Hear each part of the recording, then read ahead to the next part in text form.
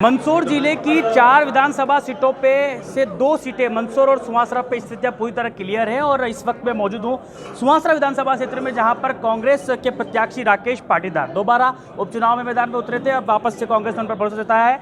कयामपुर पहुंचे हैं, कार्यकर्ताओं से मिल रहे हैं, जनता से मिल रहे हैं, चुनाव प्रचार कैंपेनिंग शुरू कर दी है। राकेश जी, उपचुनाव में 3 साल पहले आपने उपचुनाव लड़ा था। खैर बीजेपी के उम्मीदवार हरदीप सिंह डंग के सामने, जो कि वर्तमान में मंत्री है, उनके सामने आप हारे थे। 3 सालों में आप किस तरीके से चैलेंज देंगे? देखो, 3 सालों में हमने जो उपचुनाव का रिजल्ट रहा, उसके बाद लोगों के दिलों में जगह बनाई।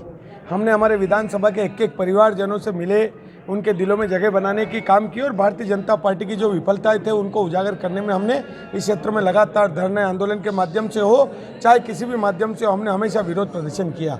और अभी पंचायत चुनाव हुए, पंचायत चुनाव में हमको कांग्रेस को अच्छी जीत हासिल हुई। हमारे बीच में जिला पंचायत के सदस्य हैं, हमारे पास 4 जिला पंचायत सदस्य है, हमारे पास 72 सरपंच है। पहले महज 1 जिला पंचायत सदस्य और 5-7 पंचायतें हुआ करती थी, पर आज लगातार जो जनता का विश्वास और प्रेम, जो 15 महीने की कमलनाथ जी की सरकार के प्रति था, जो विश्वास था, वो विश्वास दोबारा वापस जनता के बीच में है। और जनता चाहती है कि इस बार वापस मध्य प्रदेश में कमलनाथ जी को मुख्यमंत्री बनाए। 29,000 वोटों से उस समय की हार थी, अब ये जीत कैसी होने वाली?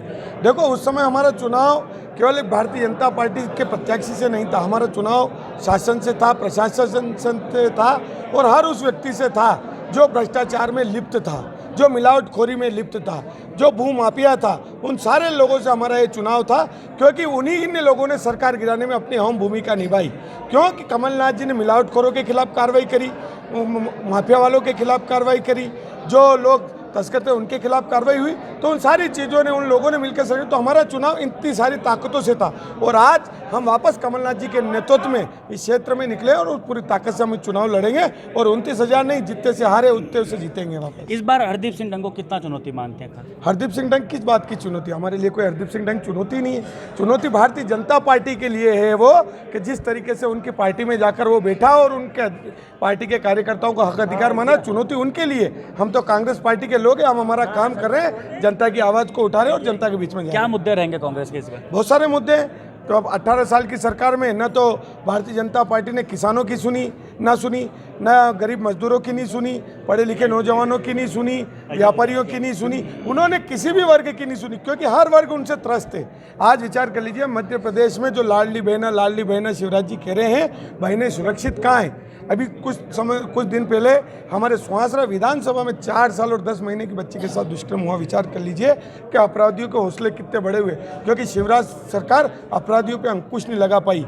वो केवल 50% के कमीशन खोरी में व्यस्त है और वो 50% के भ्रष्टाचार में व्यस्त है। इसलिए सरकार जाना तय है और कमलनाथ जी का आना। कांग्रेस ने वचन पत्र जारी किया, लेकिन शिवराज सिंह चौहान कह रहे हैं कि वो झूठा वचन पत्र है, पहले के वादे भी पूरे नहीं हुए। देखो, 15 महीने में हमने जितने वादे पूरे किए, इतने 18 साल में शिवराज सिंह चौहान की सरकार नहीं कर पाई है। और जो कमलनाथ जी ने जो घोषणा पत्र नहीं, वचन पत्र कहा है, और वचन जो दिया जाता है वो निभाया जाता है। रघुकुल रीत सदा चली जाए, प्राण जाए पर वचन न जाए। हम राम को मानने वाले लोग हैं, कमलनाथ जी हनुमान जी को मानने वाले लोग हैं। हमने जो वचन दिया वो पहले भी निभाए और आगे भी निभाए। कार्यकर्ताओं कैसे एकजुट कर रहे हैं? कार्यकर्ता देख लीजिए, सब एकजुट है। आपने आपके सामने देखा, हमारा भाई जगदीश हमारे साथ खड़ा है, देख लीजिए, कहा सब तो एकजुट है, कहीं कोई विमर्शता नहीं है। हमारे सारे प्रत्याशी, हमारे सारे कार्यकर्ता सब एकजुट है, कांग्रेस पार्टी के तिरंगे के साथ है। अंतिम सवाल, कितना आश्वस्त हैं आप? पूर्ण रूप से आश्वस्त है। जनता का, कार्यकर्ता का जोश है। इस बार मध्य प्रदेश में कमलनाथ जी की सरकार बनेगी और 230 विधानसभा सीट वाली विधानसभा में सुवासरा में कांग्रेस का प्रतिनिधित्व। राकेश भाई संघर्ष, खैर वे उपचुनाव में हार का सामना करना पड़ा था, लेकिन जितने वोटों से वे हारे थे उतने वोटों से जीत का, उससे अधिक वोटों से जीत का दावा कर रहे हैं।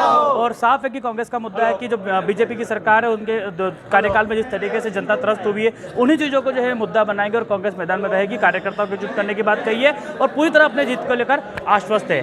देवेंद्र मौर्य, MP भोपाल, मंदसौर।